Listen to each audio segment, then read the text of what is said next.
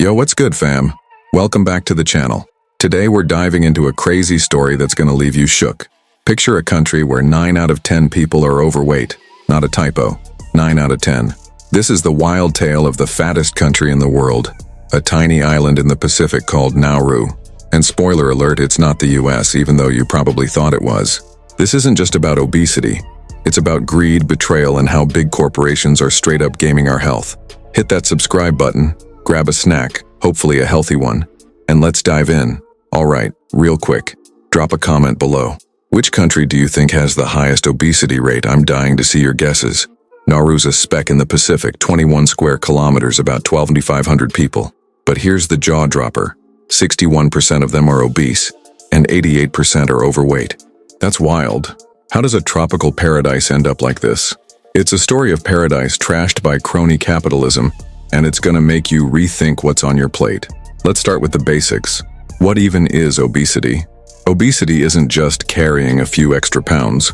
It's measured by BMI, body mass index. Super easy to figure out. Take your height in meters, say 5'8" is 1.72 meters. Then your weight in kilos, let's say 74. Divide your weight by your height squared. Boom, that's your BMI. Here's the breakdown. Under 18.5, you're underweight. 18.5 to 24.9, you're healthy. 25 to 29.9, you're overweight. 30 or above, that's obesity. Takes 30 seconds to calculate, try it. Now BMI's not the whole story. If you're shredded with muscle, you might land in overweight but be super fit. Or you could be healthy on BMI but have no stamina, chugging energy drinks all day. It's a guide, not gospel. But obesity's serious. It's tied to type 2 diabetes, heart disease, high blood pressure, strokes, kidney problems, and even some cancers. In 2013, the American Medical Association officially labeled obesity a disease. So yeah, it's a big deal. Let's get back to Nauru. How does a tiny island with beaches and coral reefs become the obesity capital? You'd expect locals to be fishing and sipping fresh coconut water, right? Nope. It's a heartbreaking story of crony capitalism, big companies and shady governments putting profits over people. To understand, we gotta go way back. Buckle up for a history lesson that's gonna hit hard. It's 1798. A British ship stumbles on Nauru. Captain John Fern is so charmed he calls it Pleasant Island. For centuries, Nauru's 12 native tribes thrived. Fishing, growing fruits, living off the land. Total paradise. But in the 1830s, European traders show up swapping alcohol and guns for coconuts and clean water. Bad trade, right? It gets worse. Those guns and booze spark a 10-year civil war in 1878, cutting the population in half. Nauru's peace is shattered. By 1900, a New Zealander, Albert Ellis, finds phosphate, a mineral for fertilizer. Cha-ching. In 1906, the German-backed Pacific Phosphate Company starts mining. After World War I, Germany loses, and Nauru's handed to the UK, Australia, and New Zealand. The British Phosphate Commissioners take over, selling Nauru's phosphate to farmers down under for pennies while pocketing hundreds of times more. Locals get half a penny per ton. This is colonial looting, straight out of the East India Company playbook. In 1942, Japan invades during World War II. Nauruans face forced labor, mass killings, brutal stuff. After the war, the Allies win, and Nauru's back under UK, Australia, and New Zealand. Mining ramps up, but locals still get scraps. In 1964, Australia offers to relocate Nauruans to another island with citizenship. They say no. They want their identity, their sovereignty, respect. In 1968, Nauru gains independence, freedom. But here's the twist. The new government keeps mining phosphate, chasing fast cash. By 1975, Nauru's GDP per capita makes it the second richest country in the world, behind only Saudi Arabia. They're buying skyscrapers in Melbourne, building hotels, launching Air Nauru. Sounds dope, right? Not so fast. That wealth didn't trickle down. GDP per capita is just an average. If you split the money equally, everyone could be rich. But the elites and government hogged the cash. Regular folks got crumbs. And the mining? It wrecked the island. Over half the land became a barren wasteland. Homes were squeezed onto a coastal strip. The government kept people quiet with freebies, no taxes, free buses, cushy jobs. But it was a gilded cage. By the 1980s, red flags were everywhere. A 1982 New York Times article warned the phosphate would run out in a decade. The finance minister's response, "Tomorrow will take care of itself." Big yikes. By the 1990s, the phosphate was fading. Air Nauru was bleeding money. Investments crashed. Tourism? Zilch. Nauru's economy was tanking. They turned to sketchy deals like hosting Australia's refugee detention center in 2001 for cash. The conditions there were so bad it sparked global outrage. By 2010, the phosphate was gone. Unemployment soared. Mining had trashed 90% of Nauru's land, useless for farming or living. Climate change brought coastal erosion, flooding, and ocean acidification. Worse, mining left toxic cadmium in the groundwater, linked to kidney damage, lung issues, and cancer. Clean water? Nope. Locals rely on imported bottles. Fishing? Forget it. Cadmium's in the fish. Nauru was a paradise turned dystopia. Now let's talk food. Back in the day, Nauruans grew fruits and veggies. Today, they import everything, mostly from Australia and New Zealand. And it's not fresh salads. It's cheap, processed junk. Canned food, instant noodles, soda, white rice, high in salt, sugar, and artificial crap. It's all most people can afford. Anthropologist Amy McLennan lived there for 11 months and said finding one vegetable in a week was like hitting the jackpot. No wonder obesity rates skyrocketed. This isn't just Nauru. The top 10 most obese countries are all Pacific Islands. Nauru, Palau, Cook Islands, Marshall Islands, Tuvalu, Niue, Kiribati, Tonga, Samoa, Micronesia. Why? They've been exploited the same way. Take American Samoa, importing turkey tails, the fatty turkey butt Americans throw out. It's 75% fat, total junk. But in Samoa, it's a delicacy, sold dirt cheap by US companies. Samoa tried banning it in 2007, but the World Trade Organization forced them to allow it for free trade. Gross. Or Tonga, importing mutton flaps, fatty lamb scraps from New Zealand. It's 40% fat, 420 calories per 100 grams. Kiwis feed this to dogs. Tongans eat it as a staple. Diabetes rates there hit 34%. These islands could fish or farm, but it's more profitable to export healthy food and import garbage. It's all about money. Big corporations don't give a damn about your health. They want your cash. Let's zoom out. This isn't just a Pacific problem. It's global. In 2019, Mexico topped soda consumption with 638-ounce servings per person per year. Result? 29% obesity, 65% overweight. The US isn't far behind. As of 2023, 42% of American adults are obese, 70% overweight or obese, per the CDC. Canada, Australia, New Zealand, they're all in the top 30. Why? Junk food, sugary drinks, and lifestyles glued to cars and screens. Think about American cities. Need groceries? Drive. Gym? Drive. Movies? Drive. Everything's built for cars. Compare that to Japan or the Netherlands, where people walk or bike thanks to awesome public transit and compact cities. Japan's obesity rate is 4%, the Netherlands 20%. Urban design matters. And the food industry? Shady AF. Coca-Cola has been caught funding scientists to blame obesity on bad diets, grind, or on no exercise, not their sugary drinks. Sneaky moves. Here's the real talk. It's not just personal responsibility.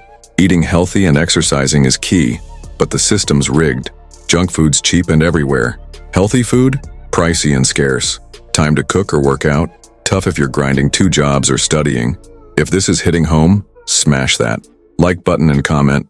What's the unhealthiest food you see everywhere? For me, it's those neon energy drinks. Nasty. What's Nauru like today? Rough. Obesity's everywhere. Even kids are struggling. The government pushes walking campaigns, but on an island you can cross in 45 minutes, people still use scooters. True story. One dude ordered a Ferrari, but when it arrived, he was too big to fit. Not a joke. Check the news. Nauru went from the second richest country in 1975 to the least visited today. No tourists, no hope. Just a warning of what greed can do. Let's talk solutions. How do we dodge Nauru's fate? First, eat real food. Fruits, veggies, lean proteins. Not always cheap, but meal prepping saves cash. Second, move your body. No gym? Walk, dance, do push-ups at home. Third, fight the system. Call out junk food companies. Support policies for better food access in walkable cities. And don't buy the just exercise more BS diet as 80% of the game. I want to hear from you. What is one healthy habit you were trying to stick to? Drop it in the comments. Let's inspire each other. Now let's dig deeper into these Pacific Islands. Why are they obesity hotspots? It's no accident. Nauru, Tonga, Samoa, they've been exploited for centuries. First by European traders, then phosphate companies. Now food corporations dumping waste like turkey tails and mutton flaps. It's like they're exporting obesity in cans. The World Trade Organization's complicit too, forcing free trade that prioritizes profits over people. These islands lost their self-sufficiency. Nauru's land is ruined. No farming. Fishing's tainted by pollution. They depend on imports and the cheapest ones are the worst. It's a cycle. Poverty, junk food, obesity, disease. In Nauru, diabetes rates are over 30% per a 2020 WHO report. Heart disease and kidney failure are rampant. Let's get human for a sec. Imagine being a kid in Nauru. Your parents can only afford noodles and soda. Fresh veggies? A pipe dream. Ads for sugary snacks are everywhere and everyone's on scooters. By your teens, you're at risk for diabetes. It's not your fault. The system's broken. Stories like this gut me, and they're why we gotta keep talking about this. If this resonates, share this video on X or TikTok. Let's spread the word. Okay, let's go global. Obesity's a pandemic. The WHO says 1.9 billion adults were overweight in 2022, 650 million obese, 13% of the world. It's not just rich countries. India's urban obesity rates hit 20% in some cities by 2023, per The Lancet. The Middle East is spiking too. Qatar and Kuwait are over 35% obese. Same playbook. Fast food, less movement, more profits. It's creeping everywhere. But there's hope. Japan and South Korea are killing it. Their diets are rice, fish, veggies, less processed junk. Their cities are walkable with subways and bike lanes. In 2019, South Korea banned fast food ads for kids, and child obesity stabilized at 14%, way below the US's 20%. We could steal their playbook, regulate junk food ads, build walkable cities, prioritize real food. It works. Let's talk Mexico for a minute. They re-chugging soda like nobody's business. 630 servings per person in 2019. Obesity at 29%, with 65% overweight. Why? Crony capitalism. Big soda companies lobby hard, keeping sugary drinks cheap. Inequality's wild. Mexico's one of the worst for cronyism, per a 2016 Economist report. The elites profit while regular folks drown in junk food. Sound familiar? The US isn't innocent. Our obesity rate's 42% and 70% are overweight or obese. Soda giants like Pepsi and Coke fund studies to dodge blame. Urban sprawl means you need a car for everything. Grocery runs, gym, even coffee. Compare that to Amsterdam or Tokyo, where biking's the vibe. Our car-centric cities are literally making us sicker. It's wild how much environment shapes health. Okay, let's do a quick health challenge to keep you locked in. Pause this video and grab a glass of water. Drink it right now. Done? Comment, Water Gang, below. Small steps like this add up. If you're still here, you're committed. Love that. Let's keep it rolling with some practical tips to beat the junk food trap no matter where you live. Tip 1. Plan your meals. Spend 30 minutes a week mapping out what you'll eat. Buy basics. Chicken, rice, frozen veggies. Cook in bulk to save time. Tip 2. Read labels. If sugar's in the top 3 ingredients, ditch it. Tip 3. Walk more. Park farther from the store, take stairs. Aim for 10,000 steps a day. Tip 4. Sleep. Lack of sleep messes with hunger hormones. Aim for 7 to 8 hours. These are game changers. Let's get motivational. Meet Sarah, a viewer who emailed me. She was stuck in a fast food rut, working 50 hours a week. She started small, swapped soda for water, walked 15 minutes daily. 6 months later, she's down 20 pounds and has energy to play with her kids. Stories like hers fire me up. You can do this too. Comment your health goals below. Let's hold each other accountable. All right, let's answer some FAQs I know you're thinking about. Can I eat junk food sometimes? Sure, balance is key. A burger once a month won't kill you, but don't make it daily. What if healthy food's too expensive? Buy in-season produce, shop at discount stores, or try frozen veggies. They're just as good. I hate exercise. Find what you love. Dance, hike, play hoops. Make it fun. Got more questions? Drop them in the comments. Back to Nauru. This island's a wake-up call. It shows what happens when greed wins, when companies and governments prioritize profits over people. But it's also a rallying cry. We can't let our towns become the next Nauru. demand better food options, push for walkable streets, call out shady corporations, and take charge of your health. You're not helpless, you're powerful. Let's wrap this with a global lens. Obesity's not just a Pacific or American issue.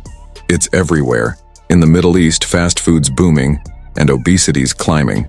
In India, urban kids are swapping traditional dal for burgers. The WHO predicts 1 billion obese people by 2030 if we don't act. But we can. Start with yourself, then your community. Share this video with a friend. Post about it online. Knowledge is power. Okay, let's do one more challenge. Stand up right now. Yes, you. Stretch for 10 seconds. Feels good, right? Comment "Stretch Gang" if you did it. These little moves build habits. If you're still here, you're a rock star. Let's keep this energy going. Smash that like button if this hit you hard, and share it with someone who needs to hear it. Before we bounce, let's reflect on Nauru one last time. From paradise to tragedy, it's a story of what happens when we let greed run the show. But it's also proof we can fight back. Eat smarter, move more, demand better. You've got the tools now. Use them. Drop a comment. What's one change you're making to stay healthy? Let's build a community of winners. All right, fam. That's the story of the fattest country in the world. If you made it this far, you're a legend. Give yourself a pat on the back. Hit that subscribe button and turn on notifications. We drop truth bombs like this every week. Want to see more deep dives? Tell me what topics you want in the comments. Thanks for rocking with me, and I'll catch you in the next one. Peace.